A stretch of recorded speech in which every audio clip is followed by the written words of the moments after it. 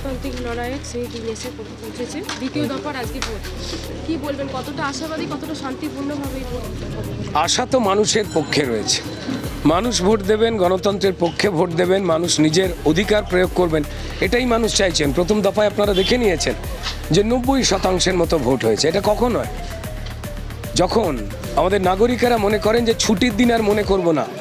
এর আগে অনেক মনে করেছি ছুটির দিন আমার চাল ডাল চাকরি আবাস শান্তি নিরাপত্তা সব চুরি হয়ে গেছে। তাই আমার একটা ভোট একটা গণতন্ত্রের পিলারকে মজবুত করবে। তাই তারা বেরিয়ে পড়ে ভোট দিয়েছেন। আর মনে করেননি ছুটি। তিনি চান না যে আমার ছেলে মেয়েগুলো বাইরে চলে যাক, তিনি চান না যে আমরা অর্থনৈতিকভাবে ভেঙে পড়ি, তিনি তো চান না। তাই দ্বিতীয় দফাতেও সেটা হবে, সেটা হচ্ছে, এবং সেটাকে নিয়ে শাসক দল তৃণমূল যারা চাকরি বাকরি শান্তি শৃঙ্খলা লুট করবার পর কোন ইস্যুতে মানুষের কাছে ভোট চাইবেন এটা বলতেই পারেননি। তারা থ্রেট দিয়ে বেড়াচ্ছেন একে ওকে, তাকে বিজেপির কার্যকর্তাদের কখনো থ্রেট দিচ্ছেন, কখনো ভোটারদের থ্রেট দিচ্ছেন বেশি ভোট করবেন না, আমাদের হার্ট অ্যাটাক হয়ে যাবে। তো যাই হোক, চুরির প্রাসাদে বসে থাকতে যে কোনো লোভই চায়, কেউ গদি ছাড়তে চায় না, কিন্তু জনগণের থেকে শক্তি তো কারুর বেশি নয়, আমাদের কারুর বেশি নয়।